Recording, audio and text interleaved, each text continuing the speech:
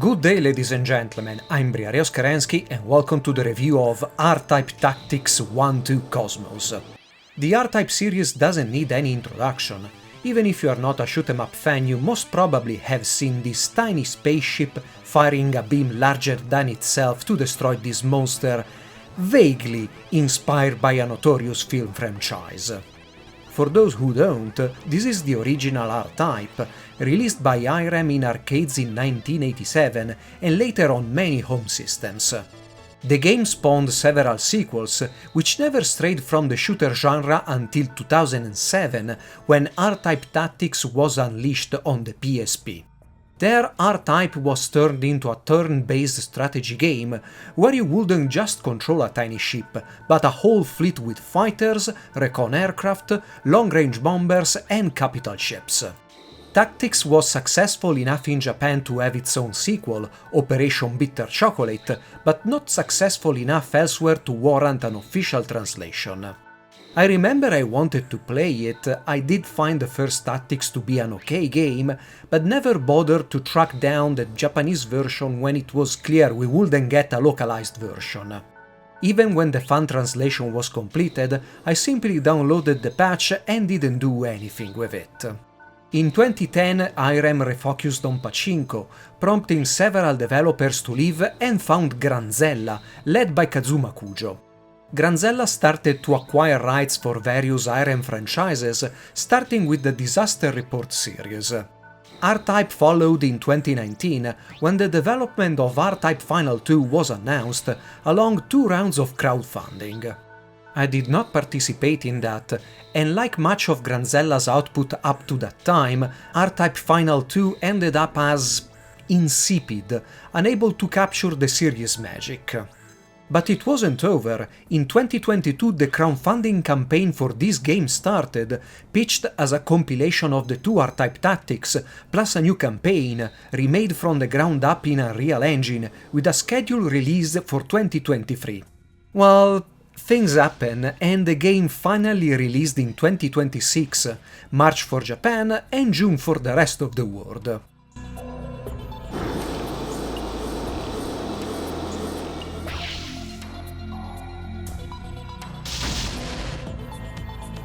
Well, that was a lengthy introduction.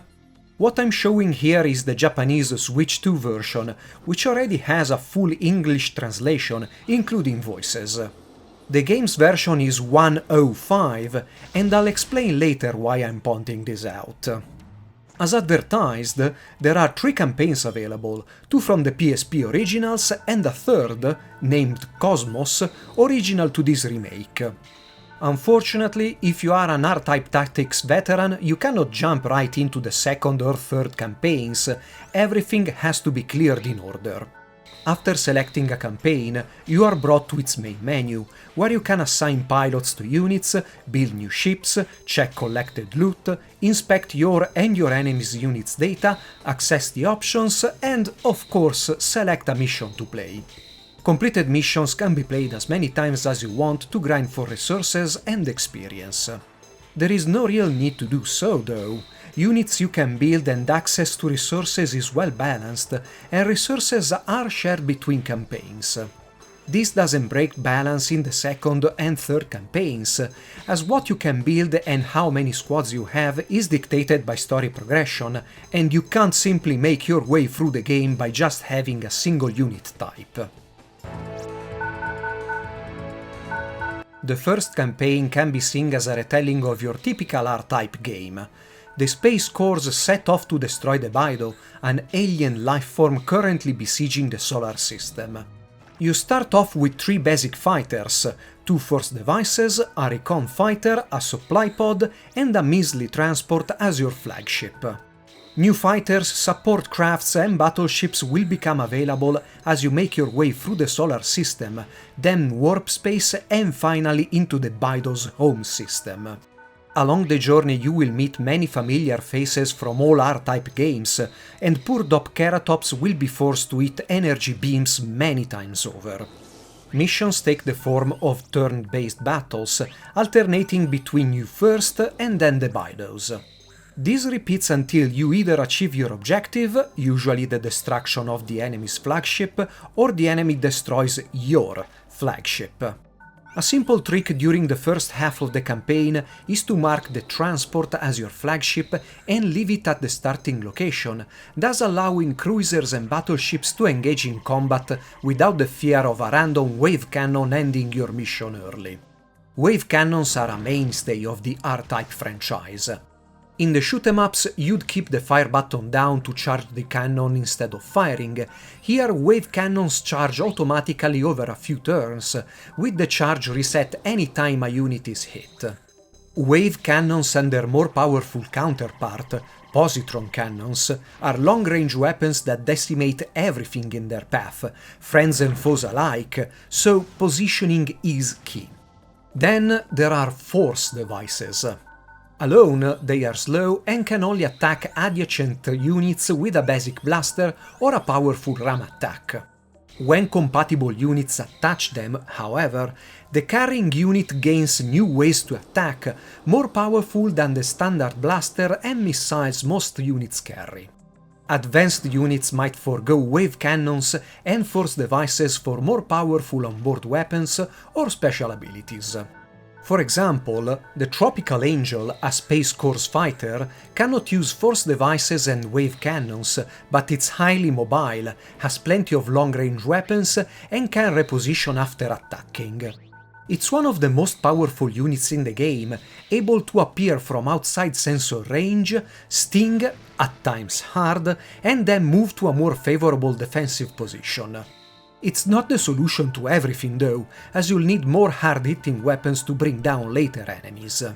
Defending units can either dodge, counter or intercept, depending on their equipment and type of incoming attack. Dodging is only really useful with units that already have a high dodge rate or are in asteroid fields or similar terrain tiles. The vast majority of the time you'll still be hit. A countering unit will fire back at the attacker after the attacker's offense is resolved. Interception is only available against missiles and will always decrease the damage taken, if not absorb it completely. Experience gathered by squads translates to better dodging and higher damage, but not in a way that will cripple a novice squad. You can also freely swap squads around, and an easy way to get squads some experience quickly is to assign them to support units, as those will go around the battlefield resupplying units or mining at every turn, and also have the highest chance to survive a mission. Permadeath wasn't part of R-Type tactics, it's not here as well, and there is no option to start an Iron Man campaign either. In fact, there is no difficulty selection at all. You can save at any time during your turn, and save scamming is kind of possible. Again, I'll keep this for later.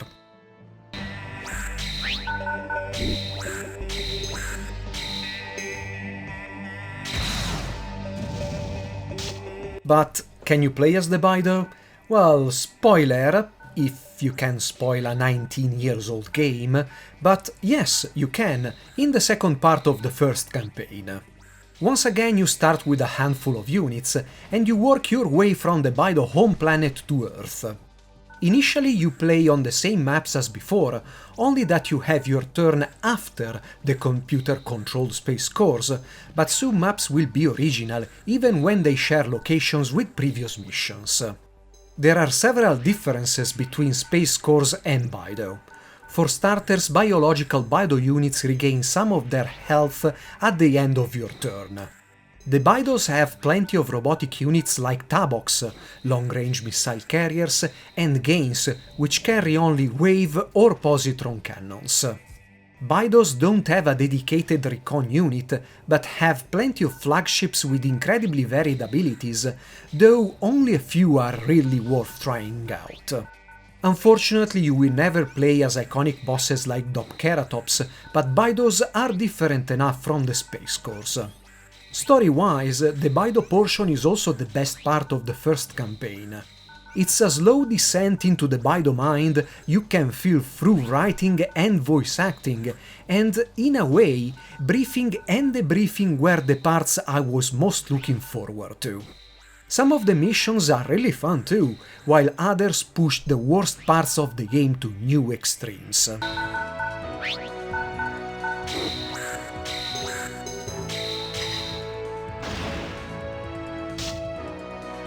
Playing R-Type Tactics in 2026 is a throwback, and not in a good way.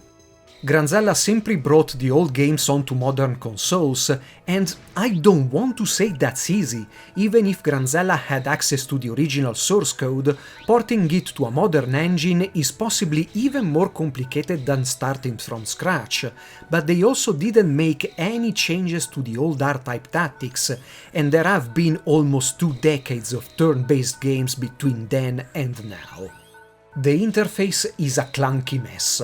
Some menus can be cycled, meaning you press up at the topmost entry to reach the bottom of the list, others can't. And those that cannot be cycled are the ones with the most entries, like the main campaign menu. Once you moved all your units, a pop-up lets you know you can access the mission menu and end your turn. The pop-up should instead ask if you want to pass your turn, or even better, there should be an option for the next turn to take over automatically. When assigning ships to squads or during the deploy phase, you cannot swap 2 units, you first need to remove one and then select the other by going through multiple menus. Fighters with force devices attached are considered a single unit, but to move them the cursor needs to be on the fighter itself. Selecting the force device is the same as selecting an empty tile. The game highlights the fighter with a very attention-catching icon, so instinctively you think you are on the fighter while you aren't. The worst offenders are units taking up multiple tiles but with no secondary systems like tabox or some flagships. You need to always move your cursor over the unit's center. A more clear depiction of impassable tiles, like a red border around them, would have made moving ships much easier.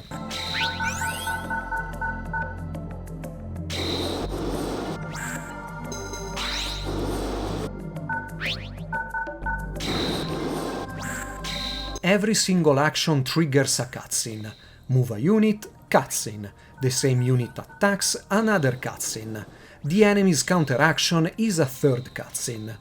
Modern systems load everything needed for those cut-ins at mission start, and unlike the PSP they don't need to load anything, but they still have a huge impact on the game's pacing.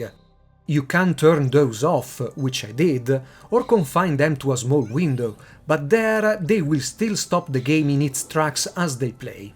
Granzella should have cut movement animations entirely, or merged them with attack animations, and have more variations for attacks and counters. Not only this would have improved pacing with cutscenes on, but would have made them more enticing.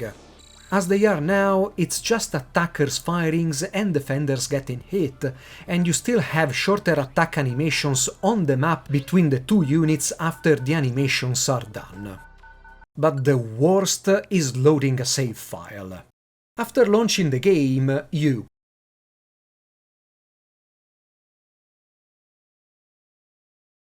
skip company logos.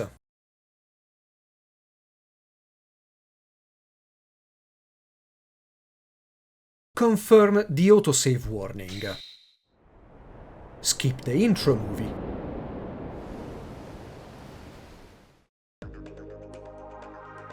Activate the title menu and select Continue.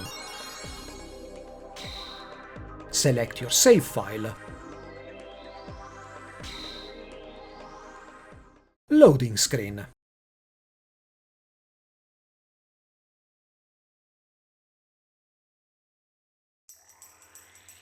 Select mission from the main menu.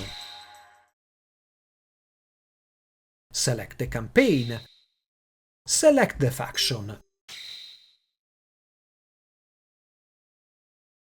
Loading screen.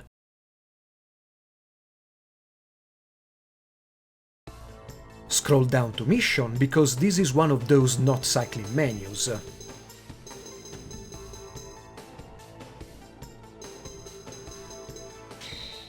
Move to the ongoing mission. Select Start and select Continue.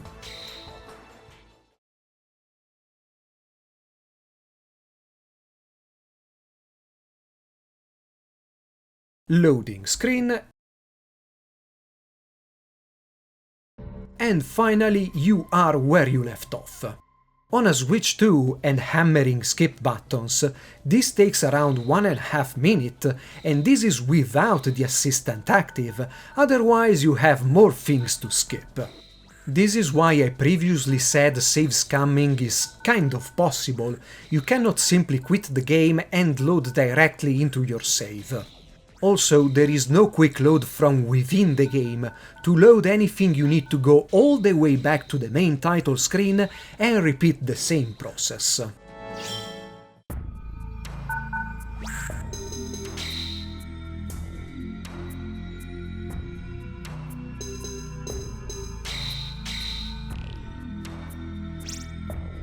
Speaking about saving, you might have noticed I'm saving pretty often, in fact at every turn.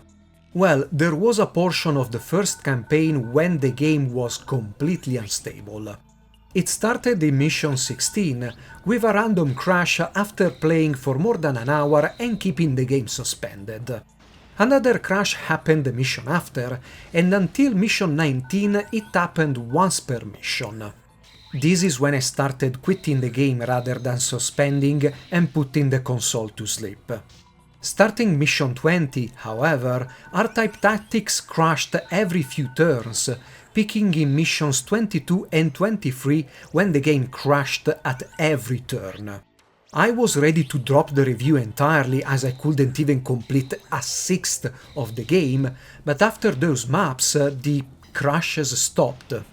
Game version was 1.04 throughout this experience, and the same missions are still unstable when replayed in version 1.05.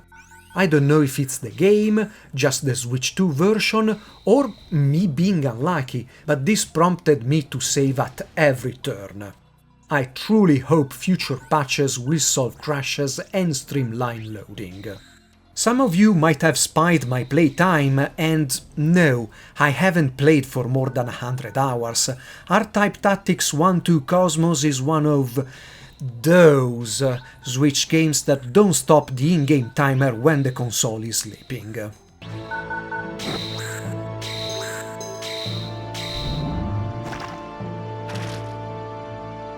Balancing is the same as the originals, one more aspect that could have used more refinement.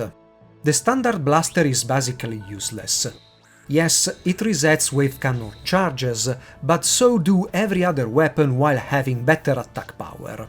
Physical attacks, whether ram actions or beam swords, are incredibly powerful and can decimate or even destroy an opponent outright. Fighters quickly devolve into ferrying units for force devices, a tactic used by the computer as well. Fighters fire missiles to reset wave cannon charges at range, force devices move in to deliver the killing blow. Having physical actions take place after the counter will greatly rescale this tactic, especially when force devices are low on health. The computer is utterly helpless without numerical or terrain advantage. It doesn't care at all for terrain hazards, and in one Bydo mission you will always hear one enemy unit being destroyed by stage hazards on the first turn without fail. Wave and positron cannons are more of a hazard to computer allies than to you. The computer will fire them as soon as they are charged and there is an enemy within range, even if the attack would only damage your unit but would destroy multiple allies. I wasn't recording when this happened, but a wave cannon blast from an enemy Dantalion destroyed 4 of its allies while simply damaging one of my force devices. If you aren't forced to fit your armada through choke points or more than half of the enemy fighters are gone, resistance is minimal and it's just a matter of focusing fire on whatever units are visible. All missions are designed as a slow grind for your forces, where you fend off wave after wave of enemies to leave, at least in the designer's mind, a fraction of your forces alive to face the local boss. This doesn't really happen, as it's easy to lure just a few enemies at a time, and map design itself actually favors startling tactics. A lot of maps are a collection of slow terrain and impassable tiles that constantly hinder your movement, and while maps themselves aren't that large and the turn limit is very generous, the impression you get is that progressing through maps is incredibly slow. Moving one or two units forward the rest of the fleet as advanced scouts will result in immediate destruction, and even when maps offer two paths to reach the objective, pincer attacks are not really a thing. And in another example of bad interface, the camera isn't centered on your cursor or refocuses on ongoing battles, so you will end up with weapon menus obscuring your target, obscuring the path of wave cannons, or not showing what you are countering at all. This is another oversight that patches should remedy immediately. These are small things that constantly cripple the game, but aren't enough to break it. What I am lamenting is the lack of quality of life features you would expect from a turn-based strategy game in 2026. I can excuse stupid AI and not so brilliant balancing. This is something that some modern games get even worse than older games. It's just that R-Type Tactics 1-2 Cosmos is stuck in 2007 interface-wise.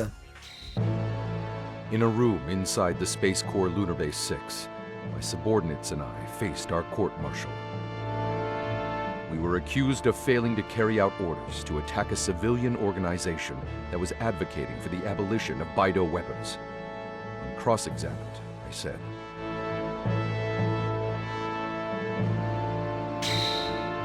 I couldn't commit a military atrocity.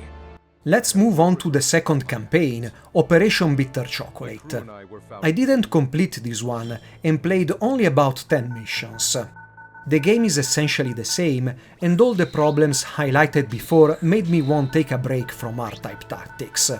I will surely get back to it, but think of this game as Fire Emblem Three Houses.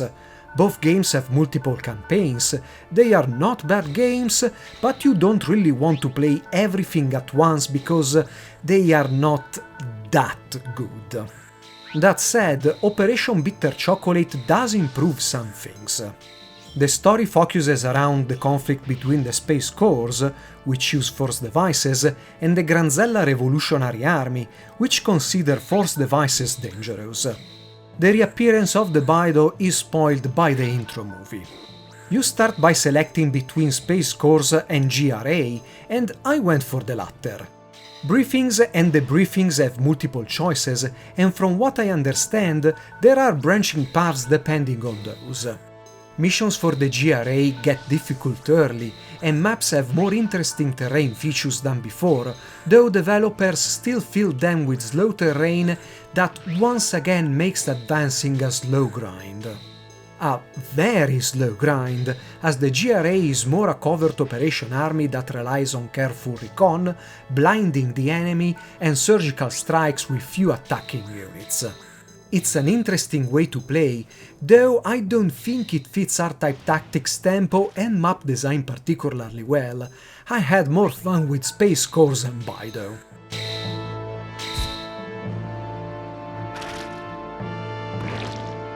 Graphically, the game is competent in the same way R-Type Final 2 was.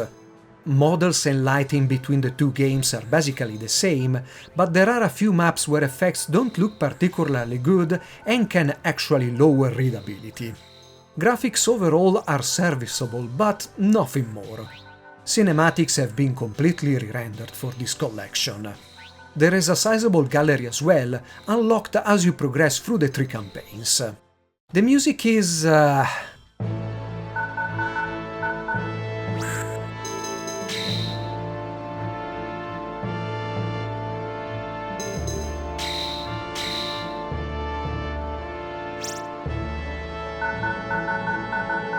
not bad, but I've come to hate it. There are only a few tracks, and they restart at every turn. The trumpets from the main Space Corps theme are a stuff of nightmares after a few hours, and you will welcome any different track. or you will completely zone out music and sound effects like I did. Changing campaign will not help, as tracks are shared between games. I'm not asking for different tracks for every mission, the first campaign alone is 57 maps long, but more variety would be greatly appreciated. Honorable mention to the English voice acting, which is one of the few games where I prefer it over the Japanese version. The Japanese actor voicing briefings and debriefings is monotone and almost emotionless. ワープ航行中に艦隊に攻めてきたバイドの撃退に再度成功。改めて目的地に向け移動を再開する。The English actors, on the other hand, try their best to emote and make this part of the game interesting, and actually succeed. The assistants, which I only tried a few times, only have a few lines and are nothing noteworthy. We've reached the edges of Bydo space. Everything looks so different from our home system. This region of space seems to be a complex system of fixed stars and a delicate gravitational balance. The crew's silence as they look out on the bizarre spectacle says a lot. A familiar emergency buzz is sounding. Our battle far from home is about to begin. R-Type 1-2 Cosmos is the kind of remake I don't like. I in no way want to belittle Granzella's technical work in porting two PSP games to modern systems, but while doing so, they should have taken the time to smooth out the chinks, and I really cannot fathom how experienced developers could consider some interface choices as good. As a fan of R-Type and strategy games, I had a good time with R-Type 1-2 Cosmos, but every session left me wanting for a more polished product, and not a rehash of games I can still play. There is a lot in this collection/remake, and I consider this a much better effort than R-Type Final 2, but I'm left with a bitter aftertaste and very little chocolate. I hope you have enjoyed this review and you stick around for more. Briare Oskarensky, over and out.